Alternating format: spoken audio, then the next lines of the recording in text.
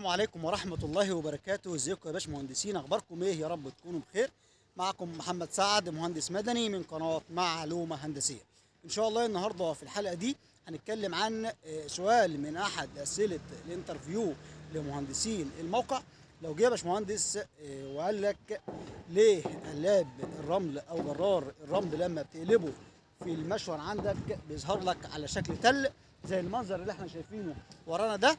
بتكون الاجابه واحده بس يا باشمهندس، في كلمه واحده هتجاوب على السؤال ده وهيقتنع بيك انك راجل فاهم. بس يا ريت في بدايه الفيديو او قبل ما اقول على الاجابه او اجابه السؤال تدعمنا بشير ولايك واشتراك في القناه عشان الكل يستفيد واللي المعلومه مش واصلاه توصله. اول حاجه يا باشمهندس هتقول له لان الرمله لما جم فحصوه تحت الميكروسكوب طلع ان الرمله ليه زاويه او حبيبات. الرمل عباره عن حبيبات، وكل حبيبه مع بعضها او مجمع مشون الرمل او قلاب الرمل على بعضه بيديني في الاخر زاويه اسمها زاويه الفا. الزاويه دي عباره عن زاويه الاحتكاك، والزاويه دي هي السبب اللي شكل لي الرمل على شكل تل. اما لو جيت قلبت قلاب ردم او طين مش هيديك بنفس المثلث بتاع التل او نفس الشكل بتاع التل ده، لان الطين برضو لما فحصوه تحت الميكروسكوب طلع ان الطين عباره عن شرايح وليس حبيبات. والشرايح والشرايح طبعا زي ما احنا عارفين بتنزلق على بعضها او تم انزلاقها على بعضها تحت الميكروسكوب. لذلك ان التربه الرمليه في التاسيس من افضل او اجود انواع التراب.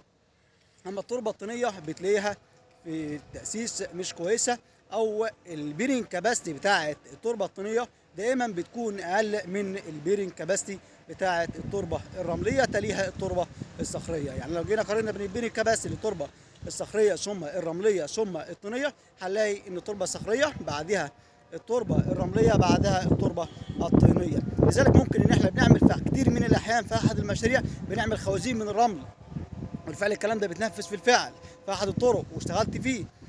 ودي كانت اكتر المعلومات. فخليك صريح قوي وقول له يا هندسه زاويه الاحتكاك هي العامل الوحيد اللي بيميز لي التربه الرمليه، وده اللي بخلي مشون الرمل يطلع لي على شكل تل. ودي كانت معلومه النهارده او فيديو اليوم.